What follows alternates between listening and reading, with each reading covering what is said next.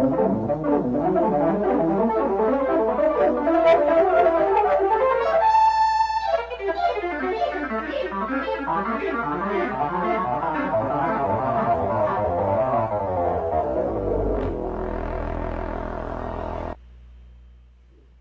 that is the late, great Garth Hudson on his favorite Lowery organ. That's the introduction to the live version of Chest Fever, in which he frequently improvised in his jazzy way. Garth passed away yesterday, January 21st, 2025, at the age of 87.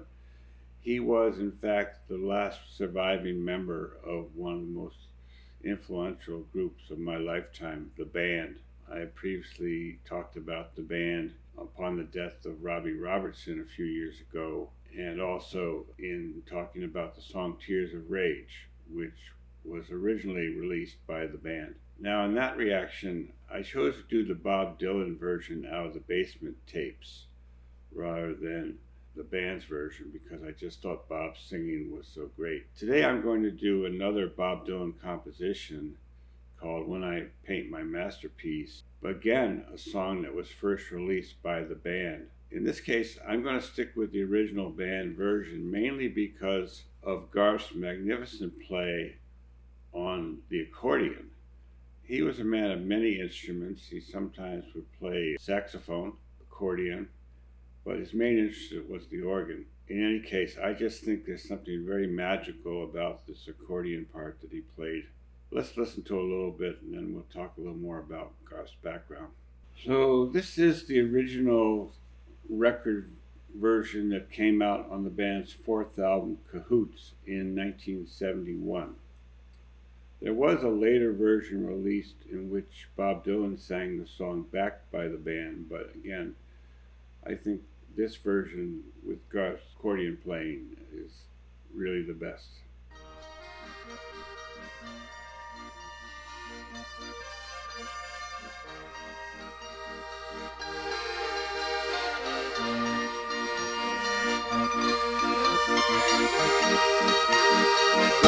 Oh, the streets of Rome are filled with rubble.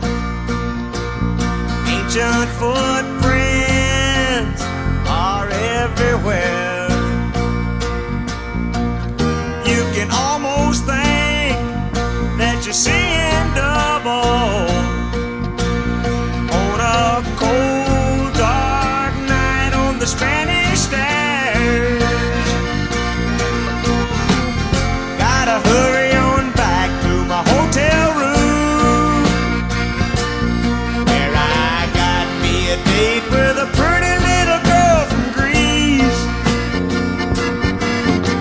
She promised she'd be there with me when I paint my masterpiece.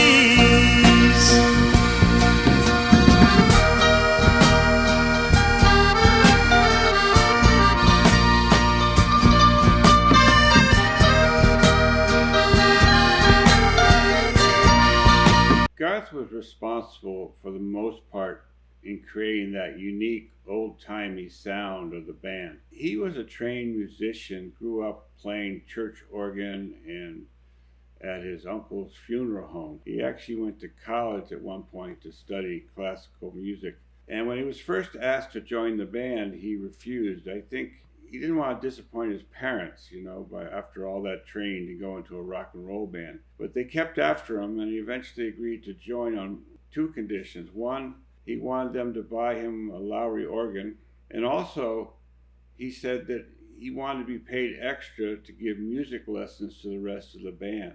Garth really is the architect of that sound, and he brought all that experience that he had of church music, and he also played in a country music band, and all those unique sounds that he created, he brought to that band music, which became the prototype really for Americana. If you can see my breath, it's a little chilly in here with a -3 degrees outside.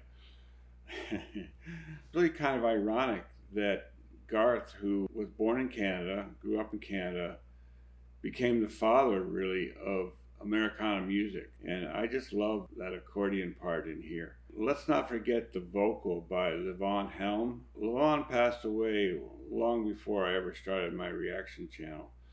But his voice really is the voice of the band. They had two other great singers, but when you think of the great band songs like The Night They Drove Old Dixie Down and The Weight, that's Levon singing, really the lead vocals, and he has such a great voice. By the way, the only member of the band who was not Canadian, Levon grew up in Arkansas.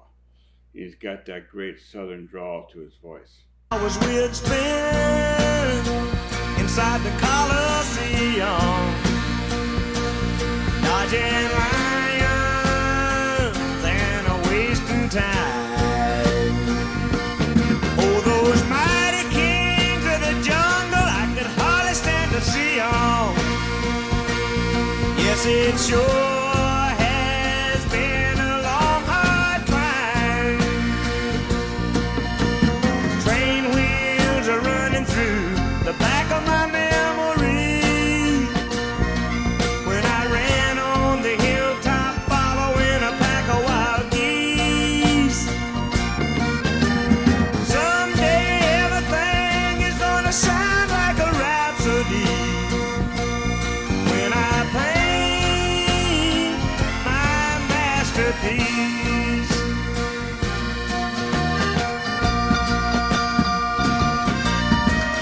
Sailing around the world in a dirty gondola.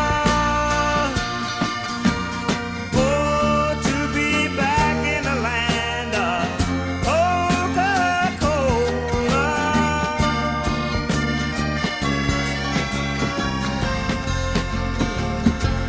Funny story about that little bridge about being back in the land of Coca-Cola. When Bob Dylan first handed the song to Robbie Robertson and said, "Do you think you guys could use this song?" He didn't have a bridge. And he said, "There's something missing here, Robbie." And Robbie said, "Well, let's think about it for a while. Would you like a Coke?" And Dylan said, "Sure." And so Robbie went out to get a Coke for Bob, and when he came back, Bob had already written this verse about the land of Coca-Cola. 60 years later, I don't think we think of America as the land of Coca-Cola anymore because we know it's not so good for you.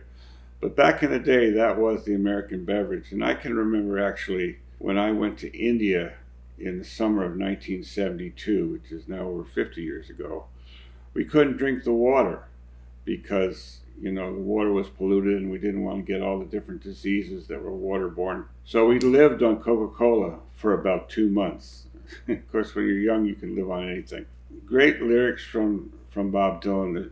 This is a little known song, I think, of his, perhaps because it was mainly done by the band. He doesn't really get the credit for it, but it has such a feeling of a rhapsody. Well, I left Rome and landed in Brussels on a plane ride so bumpy that I almost cried. Clergymen in uniform and young girls pulling muscles.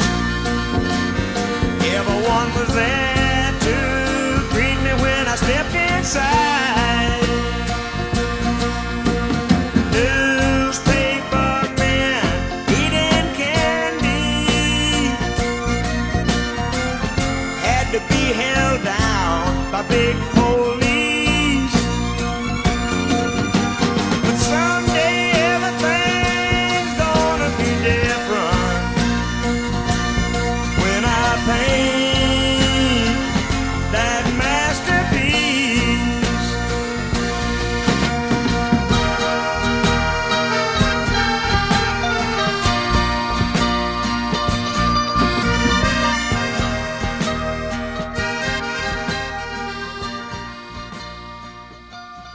And there we go, playing off into the distance. And of course, that is Garth with the big beard, a second from the right in the picture there.